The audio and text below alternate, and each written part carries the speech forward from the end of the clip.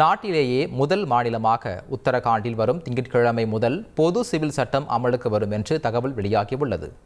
பிரதமர் மோடி ஜனவரி 28 உத்தரகாண்ட் செல்ல உள்ள நிலையில் அவரது வருகைக்கு முன்னதாக ஜனவரி 27 உத்தரகாண்டில் பொது சிவில் சட்டம் அமலுக்கு வரலாம் என்று தேசிய ஊடகங்களில் தகவல்கள் வெளியாகின.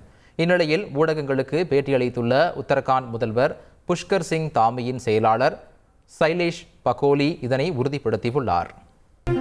உத்தரகாண்ட் மாநிலத்தில் வரும் 27 முதல் பொது சிவில் சட்டம் நடைமுறைக்கு வரவுள்ளதாக அறிவிக்கப்பட்டுள்ளது. அன்றைய தினம் பொது சிவில் சட்டத்திற்கான பிரத்யேக இணையதளத்தை அம்மாநில முதலமைச்சர் புஷ்கர் சிங் தாமி தொடங்கி வைக்க உள்ளார். கடந்த வாரம் பொது சிவில் சட்டத்திற்கான விதிகளுக்கு அம்மாநில அமைச்சரவை ஒப்புதல் வழங்கிய நிலையில் இந்தியாவில் இந்த சட்டத்தை அமல்படுத்தும் முதல் மாநிலம் உத்தரகாண்ட் என்பது குறிப்பிடத்தக்கது.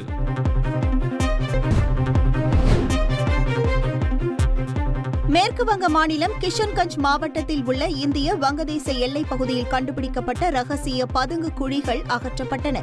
மொத்தம் 3 பதுங்கு குழிகள் கண்டறியப்பட்ட நிலையில் பதுங்கு குழிகளில் இருந்த 1.5 கோடி ரூபாய் மதிப்புள்ள பென்சிடில் இருமல் மருந்து பாட்டில்களும் பறிமுதல் செய்யப்பட்டுள்ளன.